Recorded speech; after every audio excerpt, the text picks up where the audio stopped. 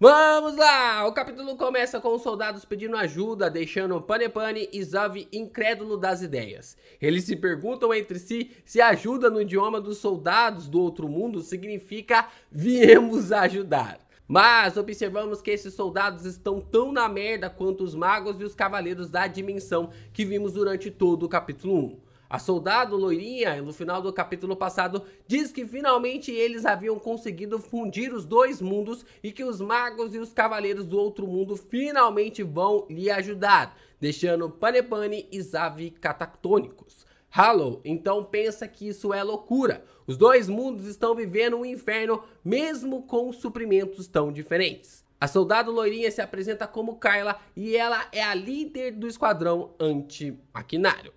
Mano, é pra facilitar um pouquinho, né? Aqui no canal eu vou chamar o mundo na qual a gente acompanhou com magos, demônios ou coisa do tipo, eu vou chamar eles ali de mundo 1, né? E também ali, pelo menos nesse capítulo, né? Já que foi uma loucura esse capítulo completo.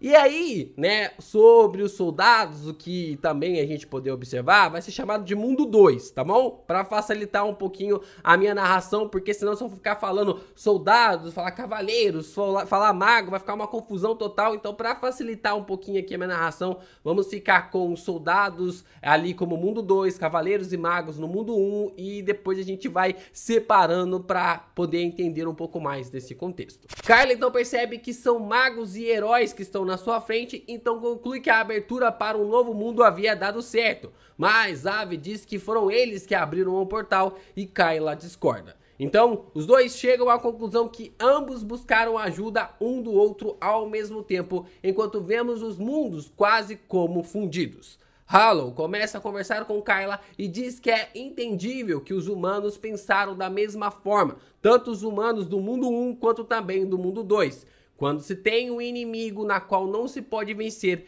é dessa forma que a humanidade reage.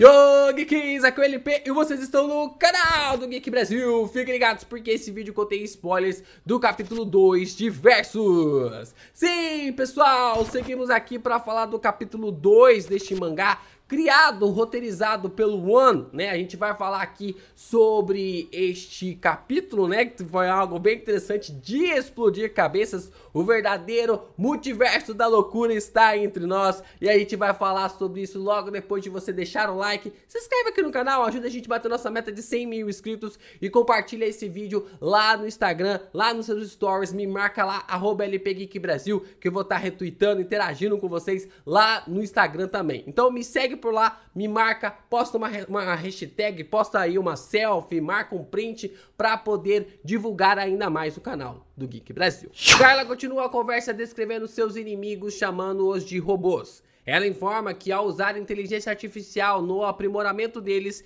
ela se rebelou e começou uma guerra contra os humanos.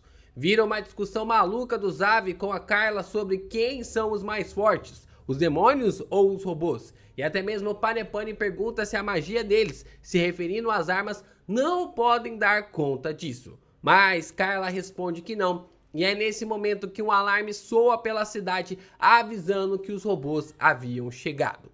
Os robôs então aparecem de uma forma quadrúpede e com um sorriso amigável. E diz que eles não estão ali para matar os humanos, mas sim para protegê-los. E que os demais humanos não estão mortos, mas sim apenas dormindo em paz em um lugar aconchegante e pedem para todos eles se renderem. Lembra um pouquinho uma referência à Matrix, né? Fazendo uma clara referência ali à Matrix e não tem como nem esconder esses detalhes. Os humanos da Terra 1 questionam se eles estão naquele lugar mesmo para matá-los e um calor acaba sendo reconhecido, fazendo os robôs entrarem em modo de ataque. Os humanos da Terra 2 começam a atirar nos robôs e nada acontece com eles, deixando Hollow surpreso pra caramba. Um soldado avisa Carla que os robôs estão equipados com armamento anti-laser, então a comandante decide mudar a estratégia para o modo metralhadora, montando uma bem à sua frente e disparando. O disparo vem, mas não acontece nada com os robôs que continuam se aproximando. Então, os humanos da Terra 2 estão prestes a serem massacrados pelos inimigos. Mas então que o chão debaixo dos pés dos robôs desaparece. Xavi usa sua magia para manipular a Terra e colocar todos eles para debaixo do chão. É nesse momento que os magos começam a se reunir e mandar tudo quanto é magia. É magia de gelo, é magia de fogo, é magia de raio, uma atrás da outra, tentando parar os robôs e então conseguem finalizar eles. Carla fica impressionada com o poder dos magos e também do Xavi e propõe um trato com eles. As armas científicas serão usadas para combater os demônios e a magia será usada para parar os robôs.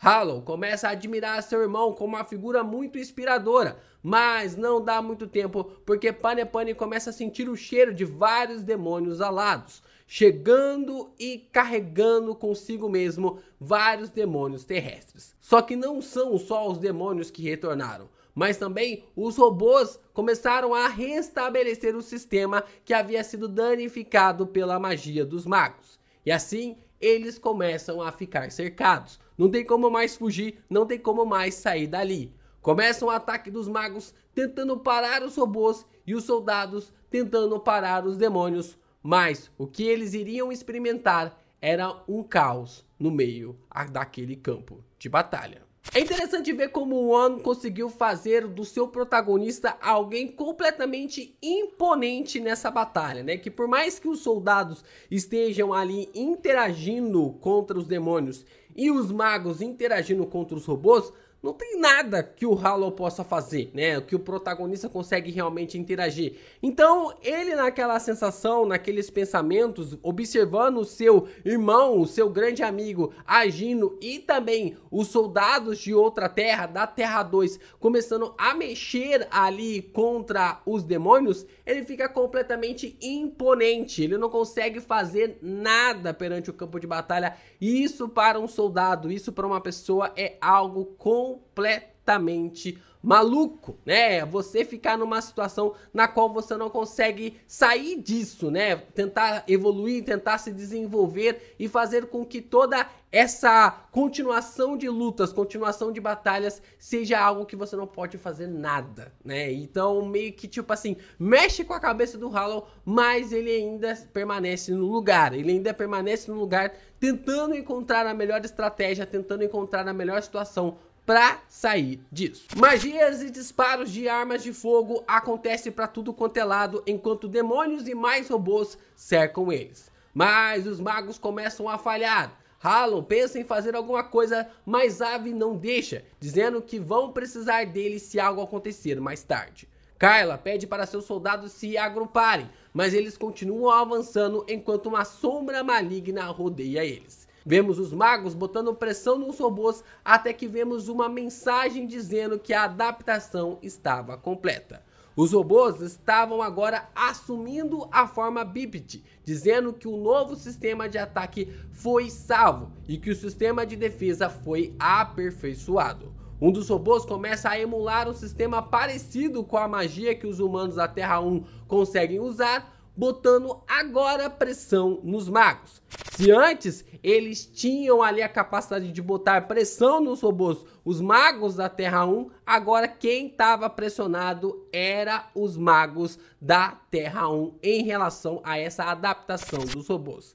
Enquanto isso, os soldados começam a morrer nas mãos de um demônio chamado Kiva, e que ele é o capitão da 11ª Divisão do demônio Jashi, que lutou contra Hollow no capítulo passado. Ele informa que sua missão é matar todos os 47 heróis do reino humano, e assim os humanos da Terra 2 começam a ser massacrados pelos demônios, e nem mesmo ali grandes disparos conseguem fazer cócegas no personagem. É interessante notar aqui que nesse momento que o próprio Kiva começa a atacar os humanos, ele observa ali os robôs como alguém que não é inimigo dele, né? Ele pensa assim, pô, o cara tá atacando os humanos, então quer dizer que esse cara não é meu inimigo. Logo, o inimigo do meu inimigo é o meu amigo. E aí ele pensa, não vou atacar eles porque a gente quer acabar com o mesmo objetivo.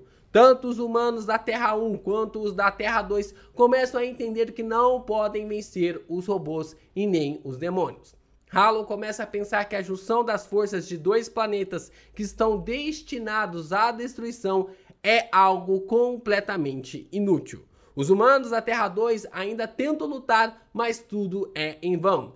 Kiva consegue massacrar qualquer força de reação contra ele. Mas Harlow, observando todos lutando, não consegue ficar mais parado, apenas assistindo o combate. Da sua espada quebrada, então ele faz brotar uma espada de luz. Porém, ao se deparar com os demônios, ele perde toda a sua coragem e a luz da sua espada desaparece. E Kiva vem com tudo em sua direção.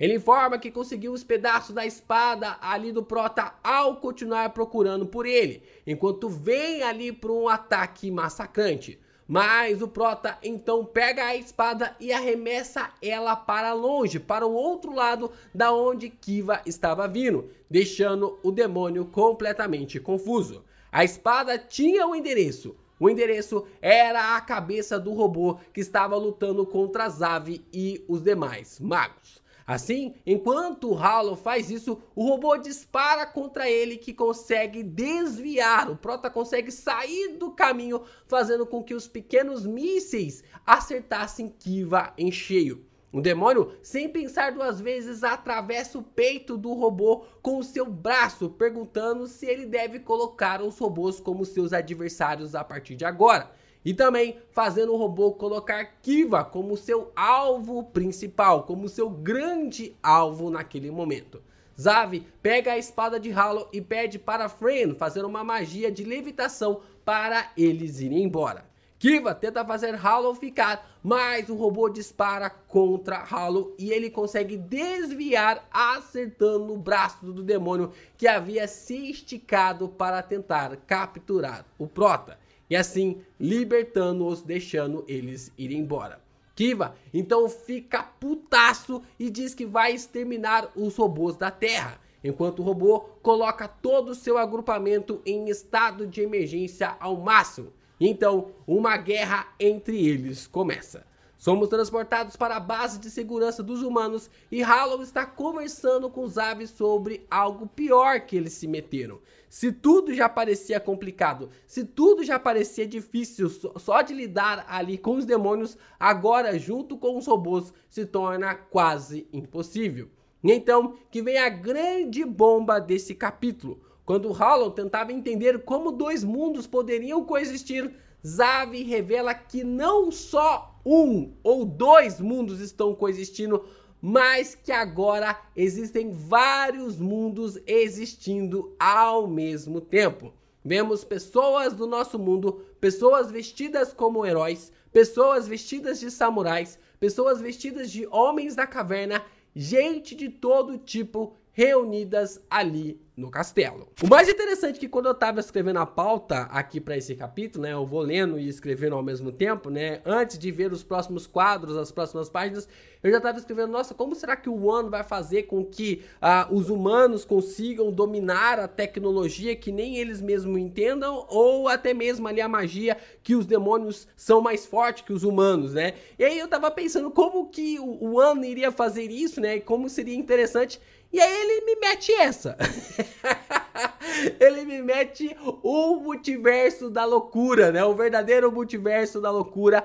Um mangá na qual não teremos apenas demônios ou robôs como inimigos, mas tudo quanto é possibilidade, né? Vai ter ali infinitas possibilidades sobre quais inimigos estão caçando a humanidade. O próprio Zavi fala, né, que existem vários humanos, várias raças ali, vários planetas que estão à beira da extinção, que estão à beira ali de um massacre e por causa disso acabaram se reunindo, né? Como a gente observou no começo do capítulo, várias magias ou vários conceitos foram utilizados para criar um portal e esses humanos acabaram se fundindo em um único planeta, né? Os inimigos vieram, as situações aconteceram e vai ser uma loucura completa nesse metaverso. nesse multiverso, né? Dessa forma, realmente, como a gente vai observar essa verdadeira criação do multiverso da loucura, vai ser interessante, vai ser uma puta referência. Nós teremos várias referências de outras obras, de outras histórias por aqui. E eu acho que isso está em boas mãos. Na verdade, isso está em grandes mãos quando se trata ali do One. Xavier então diz que essas pessoas fugiram dos seus mundos porque eles também estavam em risco de extinção e que eles são refugiados de outros mundos. E assim, o capítulo termina.